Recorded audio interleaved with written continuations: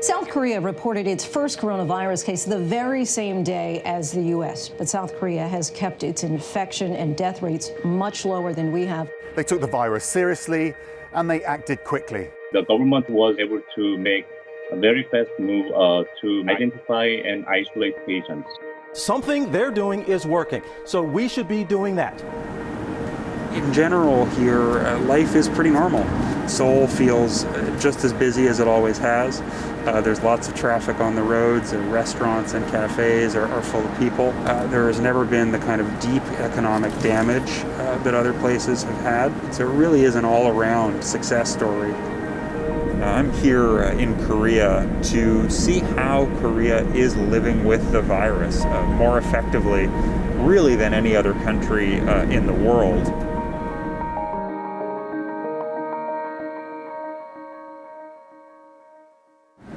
We're heading out of town to the headquarters of the Korea Center for Disease Control and Prevention, which is really the frontline agency in containing COVID-19 here.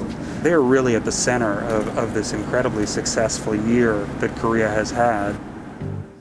This is Park Young-jun, the agency's director of epidemiological investigations. He's been working 90-plus hour weeks since the pandemic began. Park was in charge of the government's response to the first major outbreak back in February, which began at the Shincheonji Church of Jesus in the city of Daegu. The religious sect Shincheonji is at the heart of South Korea's COVID-19 outbreak. More than half of the nation's confirmed cases are found to be linked to its members. 제가 직접 환자를 보는 사람은 아닌데 숫자만 보고 세 자리 숫자 환자가 발생했었을 때의 느낌.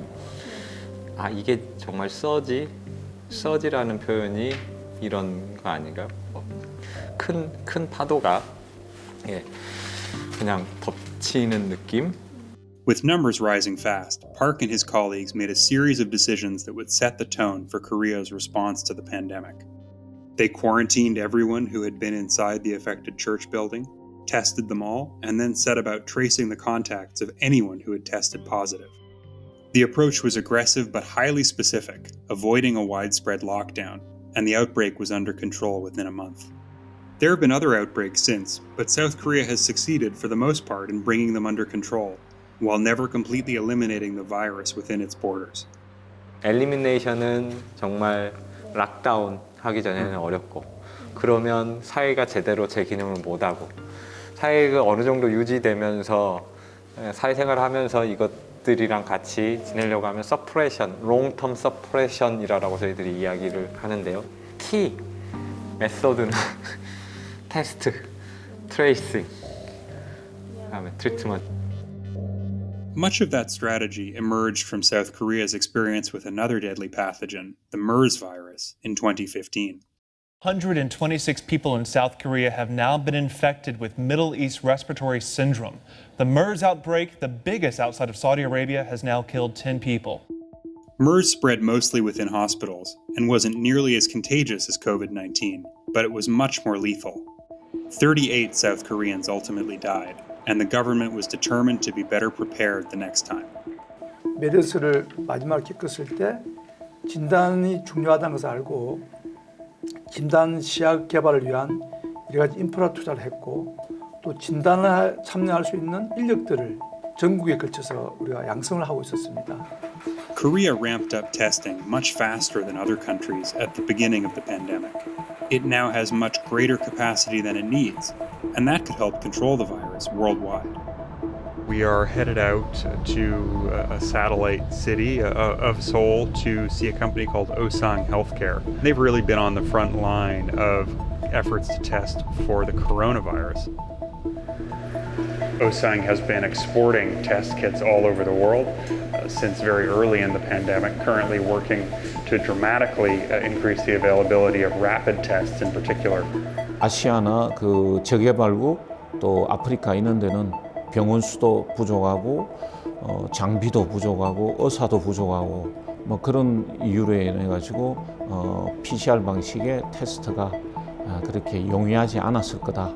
또 장비가 갖추기 힘든 그런 나라들을 타겟으로 해서 간편 혼자서 그냥 테스트도 할 수 있는 15분에 결과가 나올 수 있는 레피드 키트를 개발을 완료를 해서 지금 생산을 시작을 했습니다. Osang is currently making 2.5 million rapid tests per week, all intended for export. I suited up to get a look at the production line. This is definitely one of the cleaner spaces I've ever been to. If you look at the floor, it's just, there's not a fleck even of dust. So the way this basically works is that we have this big roll of very special paper. It then dips the paper into this bath of reagent. That's the stuff that actually makes the test work, makes it sensitive to COVID-19 antigens. And over there, it's cut up into strips. So the test strips then end up in this enormous machine here. And the job here is to make sure there are no problems or imperfections, and then put them in a little plastic housing. A colleague of mine was here earlier in the year, I think in May, and said they didn't have any of this when she visited. So this is all new. It has been designed and implemented with pretty incredible speed.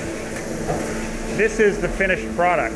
The test housing is in this little candy wrapper here, and these cost about $5. So the idea is that these tests, which are rapid, can really put a dent in the pandemic by giving a lot more people much faster and cheaper access to testing, which has been such a bottleneck in so many countries. The second main component of Korea's virus strategy, and arguably the most important, is contact tracing, verifying the movements of COVID-19 patients and determining who they spent time with. This is also where applying lessons from Korea to other countries becomes a little more complicated. I don't know where to go from here. Let me see. Epidemiological. Yeah. So we are at the City Hall in Incheon, which is a port city just west of Seoul. And we're going to meet one of their contact tracing team to understand what happens when there is a confirmed case. Jang Hanaram is a military doctor who leads the 6-person tracing team for this city of 3 million. It's painstaking, incredibly time-consuming work. For the first month or so of the pandemic, Jang slept in the office, and his hours are still very long. So when you do get a confirmed case, what is your system for tracking all the contacts?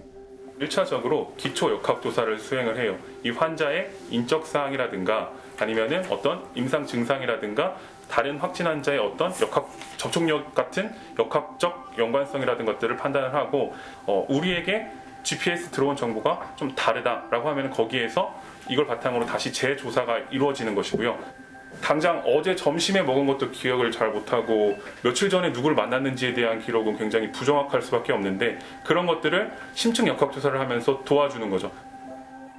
Contact tracers in Korea have access to a huge amount of data, whether that's credit card transactions, CCTV, GPS from telecommunications companies, and that allows them to determine with immense accuracy exactly where someone was and when. Now, that's a very potent epidemiological tool, but as you can imagine, raises all kinds of privacy concerns. 프라이버시에 대한 것들을 제공을 함으로 인해서 결국에는 내가 내 사랑하는 사람, 그 다음에 내 주변 사람, 친구, 지인들을 지킬 수 있다는 것에 대해서 어느 정도를 공감하는 분위기가 만들어지는 게 가장 중요하지 않을까 생각을 합니다. 네. 문화적인 부분에 있어서는 아무래도 국민들이 정부 정책 시책을 좀 믿어주는 부분들이 있기 때문에 민감 정보가 안전하게 관리될 거다라는 믿음이 있기 때문에 큰 저항감이 없이 활용되고 있을 걸로 여겨집니다. That's not to say everyone here is happy with the system. Jang told me that he sometimes encounters resistance to his investigations. He blames one particularly uncooperative subject for a significant outbreak in May.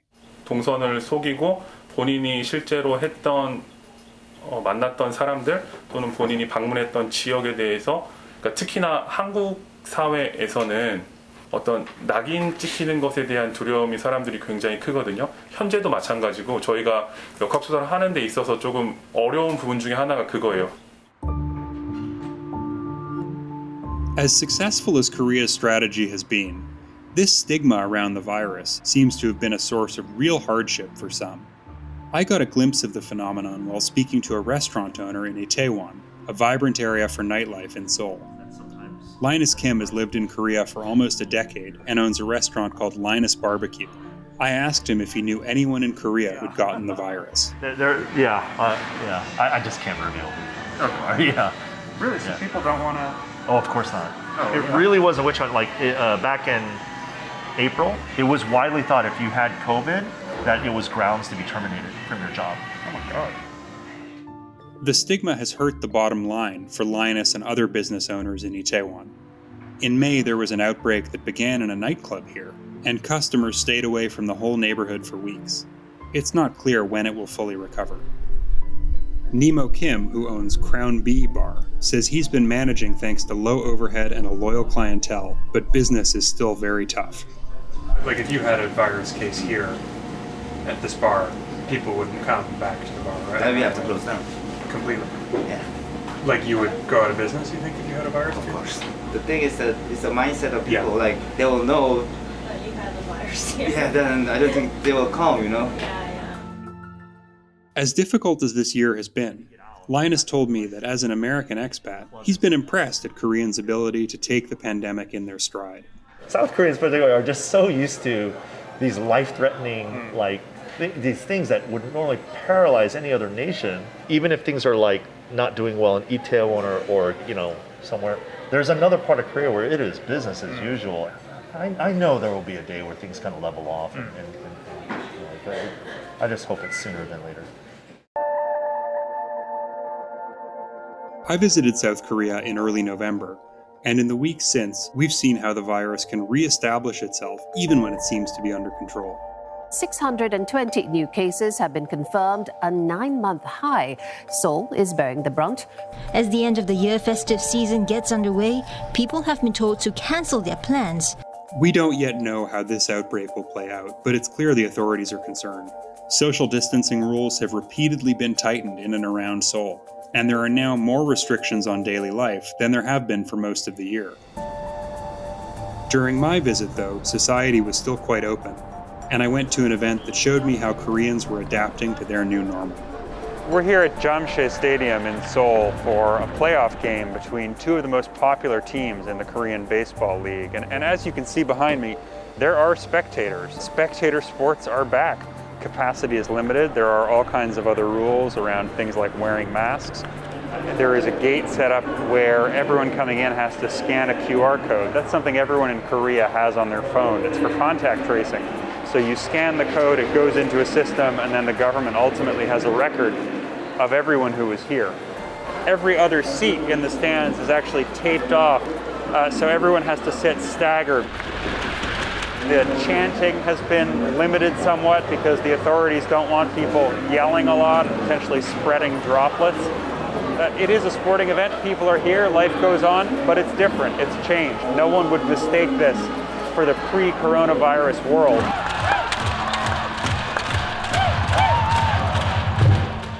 제 생각에 한국 모델을 그대로 도입하는 것은 그런 나라는 많지 않을 거라 생각을 합니다. 앞서 말씀드린 IT 시스템도 있어야 되고 그에 동의하는 법적인 제도 장치도 있어야 되고 국민들 동의도 필요하고 그런 것을 다 갖춘 나라가 많지 않을 거라 생각하기 때문에 쉽지 않을 거라 생각하는데 그러나 각 부분적으로는 다른 나라가 가져갔을 때 바로 쓸 수도 있고 크게 도움이 될 수 있는 것도 몇 가지 있다고 생각합니다. 기본 전략은 이렇게 갈 거고 백신 나오면 다른 상황이 펼쳐질지 아니면 그 지속 기간이 얼마 되지 않을지는 그때 돼봐야 될 것 같고 그 부분도 준비하고 있을 거라고 생각합니다.